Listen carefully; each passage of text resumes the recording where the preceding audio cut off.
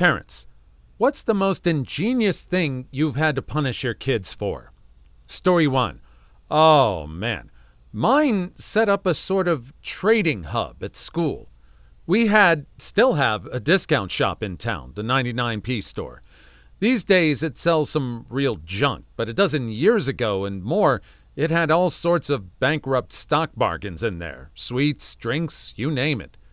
My kid would save his pocket money, take a large knapsack, and stagger back under a humongous load of stuff. I remember the Powerade, 99p for a six-pack, and all this stuff would be clandestinely sold at school, undercutting the school shop along the way. He got caught, of course. I think the bubblegum was his downfall. It got stuck to everything, and inquiries were made. So it all went quiet for a few weeks, and then I got home from work and my wife said, "Mr. Shine Jr. has something to tell you." And there was the kid with the guiltiest hangdog expression you ever saw. "I've been excluded from school for a week." "What for?" "For selling my stuff." "You've been continuing to do it? You silly sod. Oh well, it's not the crime of the century, but don't do it again, you hear? They'll be looking out for you." And then a crafty look came over his little face. "That's okay. I can get my third parties to do it for me." "Your what?" Too young to know the word distributors, but it turned out that he'd worked it out himself, that it was easier and quicker to pass bulk stock over to other kids and let them sell it for him in exchange for a percentage. Punishment was a minor stoppage of pocket money, as I recall, so nothing too serious, partly because at this point I cracked up and started laughing out loud instead of playing the outraged parent. Could have been worse. Could have been Walter White crystals. I've done this in high school. My locker was like a little gas station. I'd go to Costco and buy huge Stride and 5-gum packs, energy drinks, sodas, chocolate, candies, and I made a huge profit.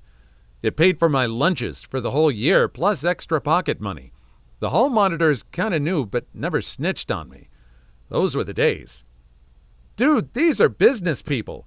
Maybe the distributors... It depends on how this kid was treating the distributors. If he was going to go the way of turning the whole thing into his own private little pyramid scheme MLM, then maybe he deserves the punishment. But, man, I really hope these people get encouraged to be good, responsible business people. They know how to earn a living for themselves. Story 2. Worked at a group home for a few years. During chore time, we always struggled to get a kiddo to volunteer to help clean the kitchen. But all of a sudden, one of our teens volunteered and was in there for about 30 minutes wiping down counters and sweeping. She did a great job, and I know we took turns poking our heads in. Seemed legit. I'm working a double, so meds and bedtime comes, and she gets to bed with no issue, and then I start to wonder what's going on. First, she's volunteering to do the kitchen, and now she's in bed on time. I called her out to go get her meds, since she rushed off to bed. Under her covers? Peanut butter crackers, Cheez-Its, fruit snacks. She comes up the stairs again to her bedroom and sees me in her doorway. I tell her I know she took snacks from the kitchen and gave her the speech about asking for food and she'll be given it, she doesn't need to hoard it. I then asked her why. Of all the snacks, she took the common ones, though we'd just gotten Oreos, Scooby snacks, trail mix. She told me that she knew we kept track of the stuff like that, and she thought she had a better chance of getting away with it if she took the awful snacks. I could not let her finish them because it was late, and she had had her meds, and 9 other kids would have lost their cool if I let her. But she got to finish them as snacks the next day, while everyone else had cookies. Wow. Kind of smart to try and go for the stuff they weren't going to really take a look at. Does this kind of sound like she might have some kind of eating disorder, that she really had to sneak something? I mean, she knew they were the awful snacks. and it seems like she needed anything to fill the void of hunger. Either she was really hungry or maybe she does have a disorder. Story 3. Not me, but a work colleague told me this brilliant story just yesterday at lunch. Apparently, his son was always getting in trouble in school for being a smart mouth, joking around, and just kind of being a general jerk. School was calling and sending letters to him a lot. The son always said it was other kids pulling him into it. The teachers didn't like him, etc., etc. But my coworker knew his son well enough that this wasn't the case. Said he tried punishing him in various ways, but like a lot of kids like this, once they get away from parents, they act differently. So one day, he takes him to school like normal, but parks the car and gets outside instead. The son, suspicious and surprised, asked him what he's doing. Coworker says, "I know you're having so many problems in school with teachers and other kids, and I believe you. So I want to find out what's really going on. And I'm going to do it by sitting right behind you in class. And not just your first class, but every class. And tomorrow, the next day, and the day after that until I can see what's going on." He planned to take a week off from work and had got permission from the school, who thought this was an excellent idea to make this work. He said his son lasted 2 classes before he begged him not to come anymore. Coworker left, and he never had any problems with his son after that. Son graduated and is a functional member of society. Only acceptable form of helicopter parenting. I've seen this in a few movies. I think Uncle Buck, it was said as a threat. But that is very effective. I mean, I'm glad someone was able to take off of work. It's basically just putting time into your kid's development. And once the kid sees that this person means business, they just straightened up really quick. Story 4. My daughter is 5. She gets mad at us because her candy is carefully monitored. No more than 3 pieces per day and no candy after 6 p.m. Well, she decided to start hoarding candy whenever she could. It started off simply enough. A mini Twix under the pillow, a couple of mini Snickers hidden in the sock drawer. My wife found the ones in the sock drawer while getting her clothes ready for the next day, and I found the ones under her pillow while tucking her in. She pouted for a while, as expected. Then she seemed to stop. Now, any parent out there can tell you, kids don't just stop without some kind of breaking point. I knew something was going on when she didn't ask for candy on a Saturday. I convinced my wife to take the kids to the park and started searching her room. The brilliant little brat had a stash I couldn't believe.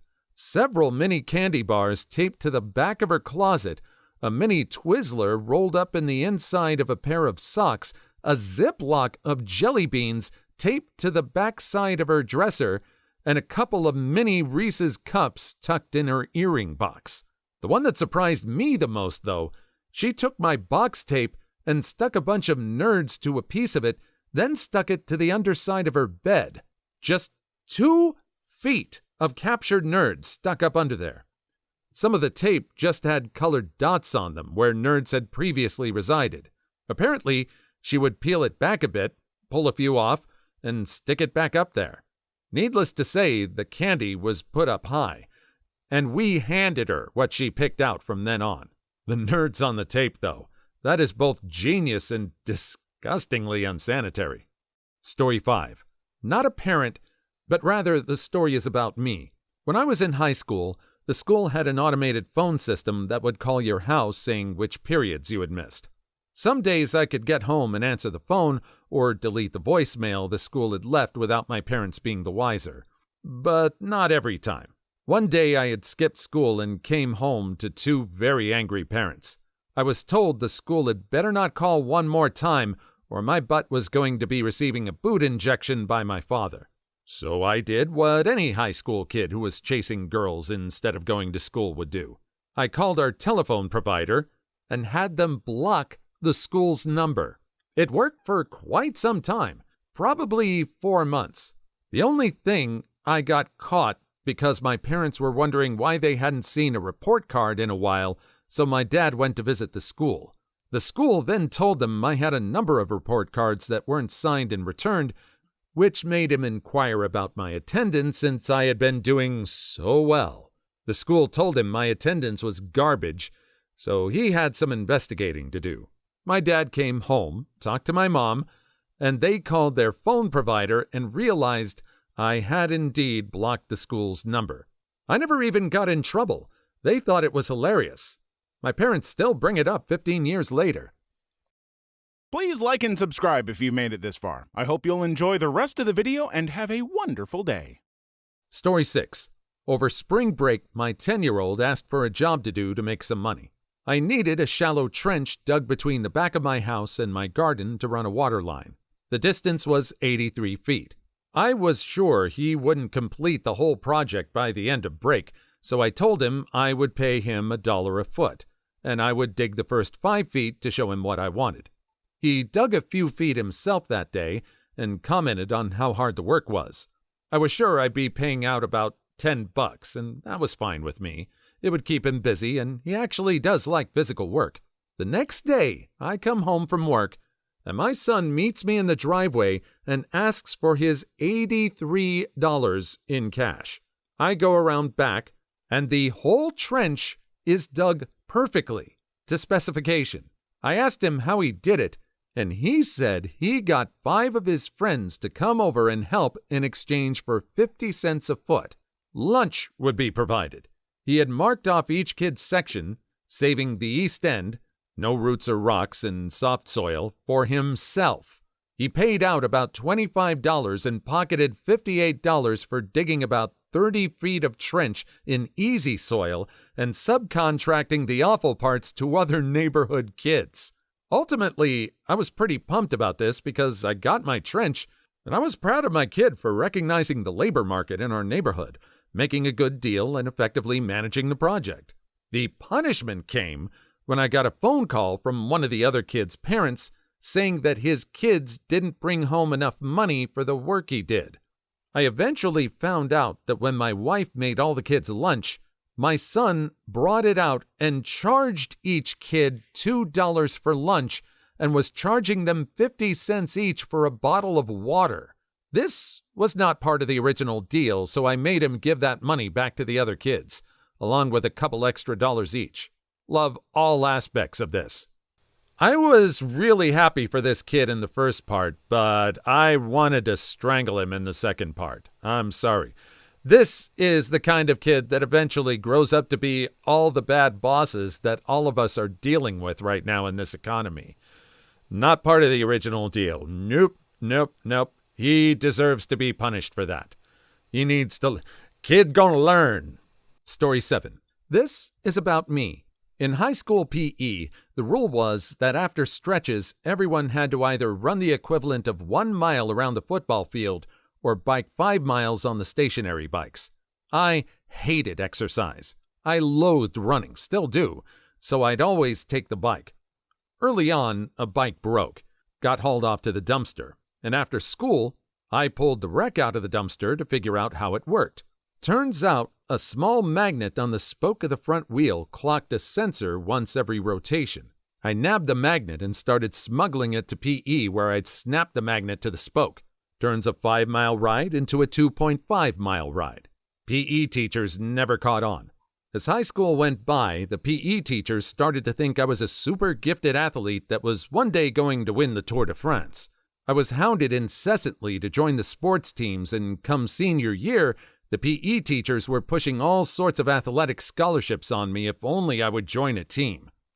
Eventually, they got my mom involved because they believed I was wasting my talent and future and not living up to my potential. Finally, I had to explain to my mom why I couldn't accept any of the offers to join the team. She had a good laugh because it's something she would have done in high school too. When I graduated, there was a freshman that was tech-savvy like me that hated exercise every bit as much as me. I left the magnet in his gym locker. I hope he got the same mileage out of it as me.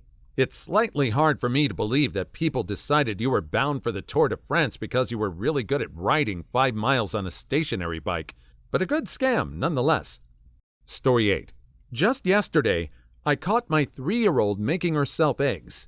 We were working outside and we put on Sesame Street for her. Usually keeps her occupied for enough time to get some heavy work done. My significant other went into the house to find her, chair pushed up to the stove, eggs in the egg pan. She was even using the right spatula so as not to scratch the egg pan. She had cracked 2 eggs perfectly into the pan. She set the shells into one another neatly on the cutting board. No shells in the pan. She was at the stove, stirring the eggs, hand on the knob, and about to turn on the gas. I was so proud of her. But yeah, now we can't leave her alone for 30 minutes anymore, so that kind of sucks. No, you totally can. Just make sure you stock the house with things she can cook. When I was her age, my mom taught me to sprinkle shredded cheese on a tortilla and microwave for 25 seconds. Wasn't long enough to make it too hot to handle, and I felt so bad to the bone because I could cook for myself. Also, take off your stove knobs. Story 9. My daughter at the age of 5 was employing her kindergarten friends to dig up special gems, which were actually just plastic craft sparkle things. Then she was selling the gems to other students for $2 each, then going back and paying her little school friends with 50-cent icy pulls from the canteen. And her friends who found the most gems would earn commission and occasionally would be paid a packet of lollies, $1.10. It got to the point where kids were begging to be employed by her as the payment was so good, and it created some issues as she had to fire some and employ others. This went on for about 2 months, until one day my daughter came home with $22. Next day I was called to the school to have a meeting about my daughter's business ventures. The teachers were actually so impressed by her ability to do something like this, but it was getting to the point where some kids would spend all their lunch money on these things. That day, I had to tell my daughter how incredibly proud of her I am because her mind is so advanced, but it's not the right thing to do at school. Since then, I've told her she can use her skills with my work, and she's constantly finding ways to upsell all the clients. Wish I had the skills she has. I hope my kid is this bad to the bone. Story 10. Not the parent, but I was definitely one of those kids. My dad worked in IT and therefore had a whole ton of ways to punish me involving computers and the like. Any punishment he threw at me quickly became an arms race of who could outdo each other. Blacklist my PC IP, and I'd replace the network card in my computer. Blacklist my phone IP, and I'd install a Wi-Fi card and use that as a hotspot. I didn't have mobile data back then. Admin right on the computer, and I changed to Linux. Tried to use the computer when I was away, and I changed the theme to the most hideously eye-bleeding theme with all the animations. Think like those Tumblr blogs that are fluorescent colored and have a whole ton of music and animations and the layout makes no frickin' sense. Heck, I even learned wingdings, so he couldn't even tell what was what. He gave up when I remote accessed my sister's computer to do stuff on when he made me go back to Windows. I think I'm most impressed that you learned wingdings. Story 11. This isn't as impressive as some of these, but it made me laugh pretty hard. I remember when my oldest nephew was 2 or 3, he was of course obsessed with cell phones and would play with them nonstop. It got to the point that his parents forbid us from letting him play with our cell phones because they felt it was getting unhealthy. Well, my nephew was upset when my dad told him no, he couldn't play with his cell phone. He threw a small tantrum, and then those little arms went up in the air, that little lip went poking out, and he said in his sweet little voice, "Hold me, Grandpa." Of course, my dad bent over and picked him up, only to have a devious smile spread across my nephew's face as his tiny hand shot through my dad's shirt pocket, the same pocket we had both just watched him tuck his phone in. I still laugh when I remember the look of wide-eyed surprise on my dad's face. Too long didn't read? 50-year-old man conned by a conniving, screen-addicted 3-year-old. Story 12. I have 3 sons in kindergarten, 4, 2, and 1. When my oldest son wants a toy that one of his siblings play with, he will trick them by luring them in another activity, then slip away and take their toy. He pulled that trick on me, and I totally fell for it. I was doing a puzzle with my second son, and the oldest lit up my computer and opened battle.net and told me my friend was playing Overwatch without me. I stood up to check it out. It was true. I chatted a little with him and came back to find a finished puzzle, and my oldest one said, "Now the puzzle is finished. You have to play with me." This kid knows my weakness. He'll be a tough opponent. Sorry for my English. Your oldest sounds like he'll get through life just fine. Story 13. Can I talk about myself? Not sure if I ever was punished, but in 4th grade, I ran a loan sharking business with attendance points. We got little coupons for attending all week and could spend them on office supplies and stickers and stuff. I saved mine and started loaning with high interest. By the end of the year, I controlled the entire supply and bought out the most expensive reward: no homework passes. Enough to skip homework the last month of school. I just imagine you sending some buff kid to break another kid's kneecaps because he didn't give you your attendance points in time. Story 14. Whenever we would put our middle son to bed, he would cry and vomit. Every night, cry, puke. We'd get him up, clean him, change the bedclothes, and get him back to bed where he would eventually fall asleep. He was probably around a year and a half old. One night, as he was beginning his bedtime cry, I opened the door to check on him. I caught him sticking his fingers down his throat. He looked at me, stopped crying, and gave me the biggest smile. My little brilliant, beautiful, devious jerkhead was making himself vomit to get out of bed. He thought it was hilarious. He smiled and started to put his fingers in his mouth again. Then he'd pull them out and laugh at our expressions. We didn't punish him, just told him to stop doing it, and he did. He's nearly 11 now and still gives me a run for my money. Story 15. When I was 4, I was eating all the raspberries from the garden bush. I was told I was not allowed to take any more. A 12-year-old was around. I asked him to take some for me because they were too far away. So I got a nice big handful. When I was caught eating some shortly after, I was scolded for having picked more raspberries, then immediately pointed to the kid and said, "I didn't pick any. He gave them to me." Yeah, he asked me. Didn't break any rules. Got raspberries. Got scolded. Still won. Story 16. When my daughter was about 10, she was in the bathroom and had just used lotion. As she left the bathroom, she wiped the wall while turning off the light switch. To her dismay, she noticed where she had touched the wall. The paint had become discolored. She tried removing the discoloration to no avail, so she decided a cover-up was in order. She basically took hand lotion and applied a thin, even coat across the entire bathroom wall until the entire wall was evenly discolored. I discovered this while trying to do touch-up painting in the bathroom and noticed that the paint wouldn't stick to the wall. Story 17. Obligatory, not apparent disclaimer. My nephew, 3, is an extremely slow eater because he sits there talking instead of eating, and his mom was trying to get him to speed up by putting a stop clock next to him whilst he ate. I was Skyping with him one day during dinner, and I noticed every time she turned around, he would pause the clock and then start it again before she turned back. Hope you didn't call out that brilliant kid. Story 18. When I was 9, I got caught stealing stickers and manipulating the teaching staff. I'd asked to go to the bathroom during lunch and sneak into the classroom and know exactly where in the desk she kept them. This was to trick the school into thinking I won a lucky plate. If you had a sticker under your lunch tray, you won a prize. After the 4th day of winning in a row, the principal caught on and suspended me for a few days. My parents weren't thrilled, but also agreed exploiting a lottery system was impressive for my age. Story 19. I had timed access controls set on our router so the kids wouldn't be able to stay up all night playing games in their rooms. I had an exception set that allowed my phone and laptop on 24/7. My youngest, when he was 12, spoofed the Mac for my phone so he could get Wi-Fi after hours. I found out when I couldn't connect to Wi-Fi one evening after being out of town for a couple of days. I was secretly proud of him. Story 20.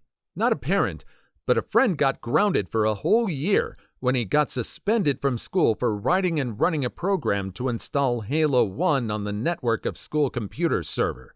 He was a few years younger than me and no older than 16 at the time. Kid is smart as hell. He was grounded further when his parents found out he was making hundreds of dollars by running a RuneScape private. Story 21.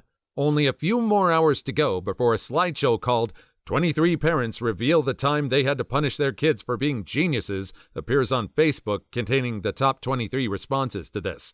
George Takei's page will share it within a week, guaranteed. Story 22. My son is telling his mom to take off. He did it on purpose so she would be annoyed and kick him out so he can come and live with me, which he's wanted for years. He's 8. Gotta admire his logic. Story 23. Dug a hole in the sand in the schoolyard. Convinced all his friends to pee in the hole. Convinced kindergartners to play swim in said hole. Actually made me laugh out loud. Story 24. My 5-year-old poured paint in her water pistol and painted my car. I couldn't even be mad. I just stared at the car trying to figure out what happened. Then I asked her if she did that. She did. We had a talk about having fun and taking care of things. Story 25. Well, we didn't really punish him because he was only 2. He was using his magnetic alphabet letters to open the child locks on the cupboards. We had those locks that were held closed by magnets and could be opened with a magnetic key. Please leave your story in the comments. I would love to make a video on them in the future. Also, don't forget to like and subscribe.